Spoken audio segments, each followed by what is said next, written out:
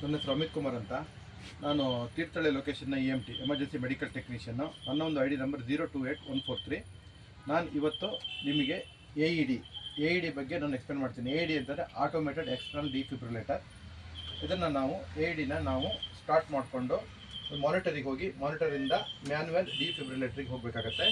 ನಾವು ಬಿಫೋರ್ ಪೇಷಂಟಿಗೆ ಇದು ನಾವು ಯಾವಾಗ ಯೂಸ್ ಮಾಡಬೇಕಂದ್ರೆ ಕಾರ್ಡಿಯಾಕ್ ಅರೆಸ್ಟ್, ಅಂದರೆ ಮನುಷ್ಯನಿಗೆ ಹಾರ್ಟ್ ಅಟ್ಯಾಕ್ ಆದಾಗ, ಕಾರ್ಡಿಯಾಕ್ ಅರೆಸ್ಟ್ ಆದಾಗ ನಮ್ಮ ಒಂದು ಡಾಕ್ಟರ್ ಇದ್ದಾರೆ, ERCP ಅಂತ ಹೇಳ್ತೀವಿ. ಆ ಡಾಕ್ಟರ್ನ ನಾವು ಕಾಂಟ್ಯಾಕ್ಟ್ ಮಾಡಿಕೊಂಡು ಅವರಿಗೆ ಫೋನ್ ಮಾಡಿ ಕಾಂಟ್ಯಾಕ್ಟ್ ಮಾಡಿ ಅವರ ಅಡ್ವೈಸ್ ಮುಖಾಂತರ ನಾವು ERCP ಮುಖಾಂತರ ನಾವು AED ಮಿಷನ್ನ ನಾವು ಯೂಸ್ ಮಾಡ್ತೀವಿ.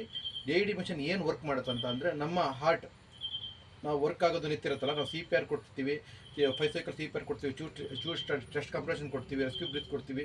ಅದಾದ್ಮೇಲೆ ನಮ್ಮ ಹಾರ್ಟ್ ವರ್ಕ್ ಆಗ್ತಿಲ್ಲ. ಈ ಒಂದು ಹಾರ್ಟನ್ನು ಪುನಶ್ಚೇತನಗೊಳಿಸೋಕ್ಕೆ ಇದು ತುಂಬ ಸಹಕಾರಿಯಾಗಿದೆ.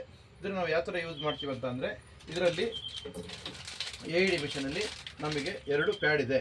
ನಾವು ಈ ಪ್ಯಾಡ್ ಅಪ್ಲೈ ಮಾಡೋಕ್ಕಿಂತ ಮುಂಚೆ ನಮ್ಮ ಪೇಷಂಟ್ ಇದ್ದಾರಲ್ಲ ಅವರ ಒಂದು ಎದೆಯಲ್ಲಿರುವ ಕೂದಲುಗಳನ್ನು ನಾವು ರಿಮೂವ್ ಮಾಡ್ತೀವಿ, ಕ್ಲೀನ್ ಮಾಡ್ಕೊತೀವಿ. ಅದಾದಮೇಲೆ ಈ 2 ಪ್ಯಾಡನ್ನು ನಾವು ಈ ಮಿಷನ್ ಮುಖಾಂತರ ನಾವು ಅಟ್ಯಾಚ್ ಮಾಡಿ ಈ 2 ಪ್ಯಾಡನ್ನು ನಾವು ಪೇಷಂಟಿಗೆ ಅಪ್ಲೈ ಮಾಡ್ತೀವಿ. ಎಲ್ಲಿ ಅಪ್ಲೈ ಮಾಡ್ತೀವಿ ಅಂದರೆ, ಒಂದು ಬಲ ಇದೆ, ಇನ್ನೊಂದು ಎಡ ಇದೆ. ಇಲ್ಲಿ ನಾವು ಅಪ್ಲೈ ಮಾಡ್ಕೊಂಡು ಆದಮೇಲೆ ನೆಕ್ಸ್ಟು ಈ ಮಿಷನ್ನಲ್ಲಿ ಅದು ಮಿಷನ್ ಹೇಳುತ್ತೆ ಎಷ್ಟು ಶಾಕ್ ಎಷ್ಟು ಶಾಕ್ ಕೊಡಬೇಕಂತ ಹೇಳಿ ಈ ಮಿಷನ್ನು ಹೇಳುತ್ತೆ.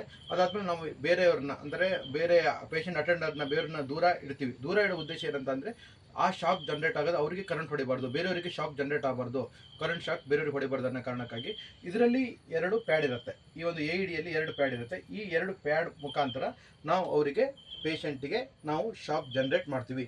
ಈ ಶಾಕ್ ಜನ್ರೇಟ್ ಮಾಡಿದ ನಂತರ ಈ ಒಂದು ಹೃದಯ ನಿಂತಿರುತ್ತಲ್ಲ, ಇದು ಪುನಶ್ಚೇತನಗೊಳ್ಳೋ ಚಾನ್ಸು ತುಂಬಾ ಜಾಸ್ತಿ ಇರುತ್ತೆ. ಪುನಶ್ಚೇತನಗೊಂಡಿದೆಯೋ ಇಲ್ಲ ಹೃದಯ ಮತ್ತೆ ವರ್ಕ್ ಆಗಿದೆಯೋ ಅಂತ ನಾವು ನಮ್ಮ ಒಂದು AED ಮಿಷನ್ನಲ್ಲಿರುವ ಇದರಲ್ಲಿ ECG ಸಹ ಇರುತ್ತೆ. AED ಮಿಷನ್ ECG ಸಹ ಇರುತ್ತೆ. ECG ಮಾಡಿ ECG ಮುಖಾಂತರ ನಾವು ಹೃದಯದ ಕಾರ್ಯಗಳನ್ನು ಹೇಗಿದೆ ಅಂತ ಹೇಳಿ ನಾವು ಕಂಡುಹಿಡಿಯೋಕ್ಕೆ ತುಂಬ ಸಹಕಾರಿಯಾಗಿದೆ. Okay, thank you.